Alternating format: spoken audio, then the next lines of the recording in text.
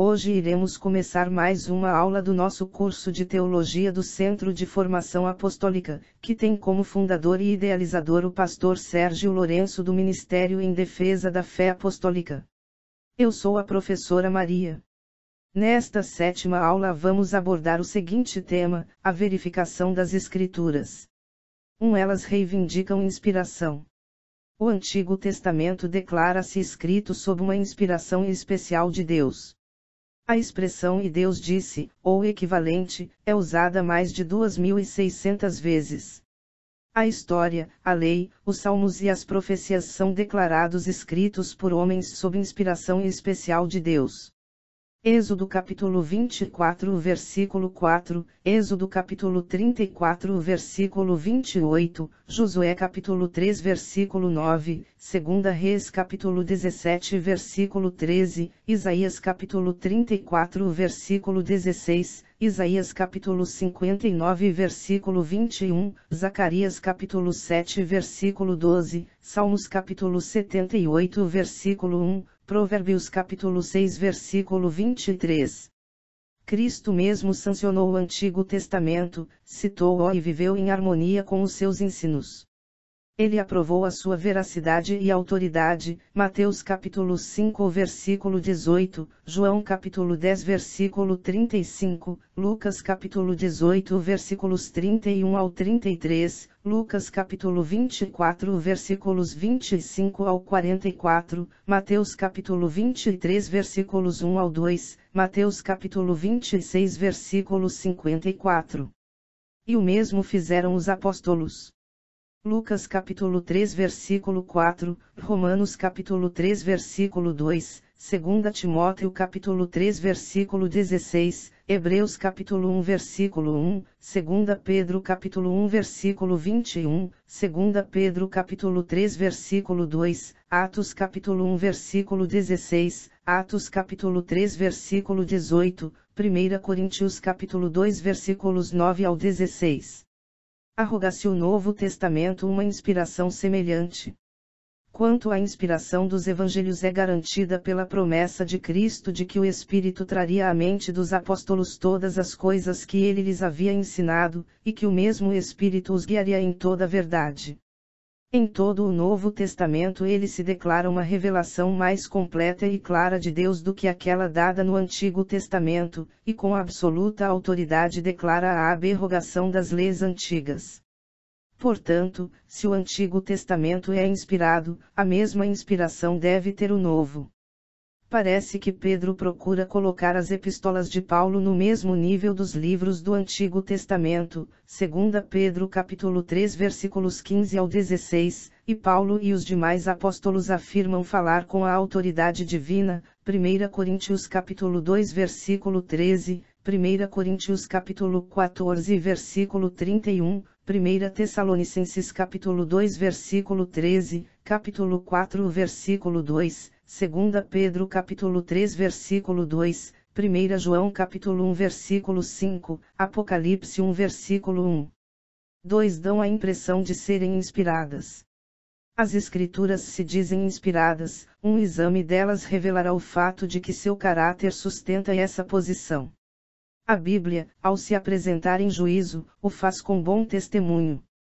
Quanto a seus autores, foi ela escrita por homens cuja honestidade e integridade não podem ser postas em dúvida. Quanto ao seu conteúdo, há nele a mais sublime revelação de Deus ao mundo. Quanto à influência, tem trazido a luz salvadora às nações e indivíduos, e possui um poder infalível para guiar os homens a Deus e transformar-lhes o caráter. Quanto à sua autoridade, desempenha o papel de um tribunal supremo em assuntos religiosos, de maneira que até mesmo os cultos falsos são obrigados a citar suas palavras para poderem impressionar o público.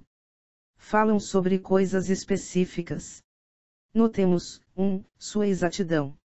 Nota-se a ausência total dos absurdos que se encontram em outros livros. Não lemos, por exemplo, que a terra sai-se de um ovo, tendo transcorrido certo número de anos para a sua incubação, descansando ele sobre uma tartaruga, a terra rodeada por 7 mares de água salgada, suco de cana, bebidas alcoólicas, manteiga pura, leite coalhado, etc. Escreve o Dr. Clarke, há uma diferença insondável entre a Bíblia e qualquer outro livro. Essa diferença deve-se à sua origem. 2. Sua unidade. Contendo 66 livros, escritos por uns 40 diferentes autores, num período de mais ou menos 1.600 anos, abrangendo uma variedade de tópicos, ela, no entanto, demonstra uma unidade de tema e propósito que só se explica como tendo ela uma mente diretriz. 3. Quantos livros suportam serem lidos mesmo 2 vezes? Mas a Bíblia pode ser lida centenas de vezes sem se poder sondar suas profundezas ou sem que se perca o interesse do leitor. 4. A sua assombrosa circulação, estando já traduzida em milhares de idiomas e dialetos, e lida em todos os países do mundo. 5. O tempo não a afeta. É um dos livros mais antigos do mundo e ao mesmo tempo o mais moderno. A alma humana nunca a pode dispensar. O pão é um dos alimentos mais antigos, e ao mesmo tempo o mais moderno. Enquanto os homens tiverem fome, desejarão o pão para o corpo, e enquanto anelarem por Deus e as coisas eternas, desejarão a Bíblia. 6. Sua admirável preservação em face de perseguição e a oposição da ciência. Os martelos se gastam, mas a bigorna permanece. 3. Sente-se que são inspiradas. Mas será que você crê naquele livro? Disse um professor de um colégio de Nova York a uma aluna que havia assistido às classes bíblicas. Oh, sim, ela respondeu, acontece que conheço pessoalmente o autor. Ela declarou a mais ponderável razão de crer na Bíblia como a palavra de Deus, a saber, o seu apelo ao nosso conhecimento pessoal, falando em tom que nos faz sentir sua origem divina. A Igreja Romana assevera que a origem divina das Escrituras depende, em última análise, do testemunho da Igreja, a qual se considera o guia infalível em todas as questões de fé e prática. Como se a verdade eterna e inviolável de Deus dependesse do juízo do homem, declarou João Calvino, o grande reformador. Ainda, declarou ele, assevera-se que a Igreja decide qual a reverência que se deve às Escrituras, e quais os livros que devem ser incluídos no cânone sagrado.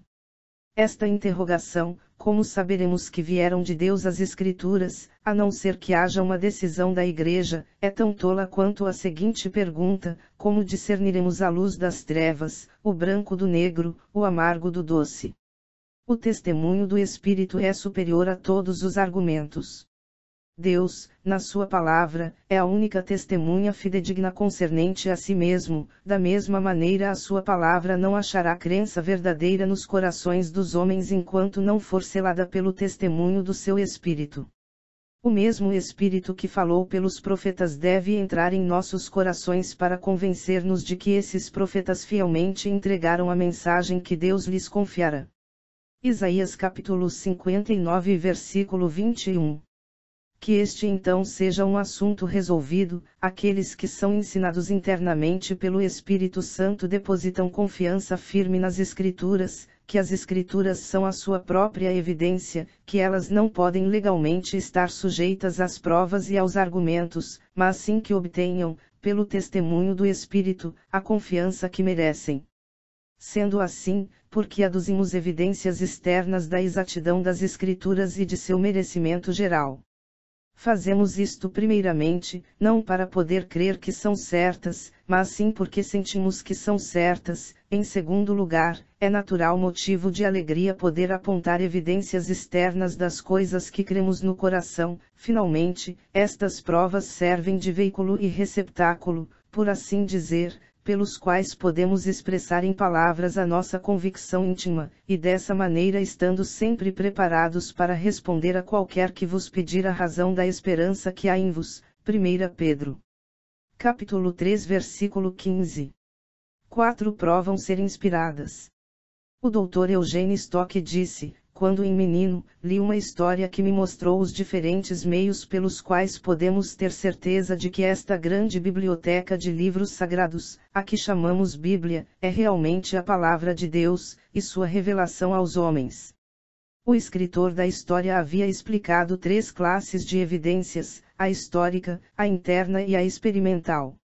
Então ele contou como certa vez enviou um menino a um químico para comprar uns gramas de fósforo. O menino voltou com um pacotinho, seria mesmo fósforo. O menino relatou que foi à drogaria e pediu fósforo.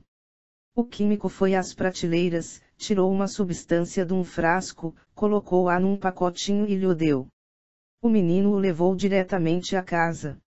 Esta foi então a evidência histórica de que no pacotinho havia fósforo. Ao abrir-se o pacotinho, notava-se que o conteúdo parecia ser fósforo e cheirava também a fósforo. Essa foi a evidência interna.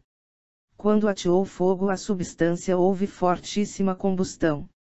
Essa foi a evidência experimental. As defesas intelectuais da Bíblia têm seu lugar, mas, afinal de contas, o melhor argumento é o prático. A Bíblia tem produzido resultados práticos. Tem influenciado a civilização, transformado vidas, trazido luz, inspiração e conforto a milhões e sua obra ainda continua. Esperamos que Deus, através do Espírito Santo, abra sua mente e te capacite para entender e praticar estes ensinamentos. Até nossa próxima aula.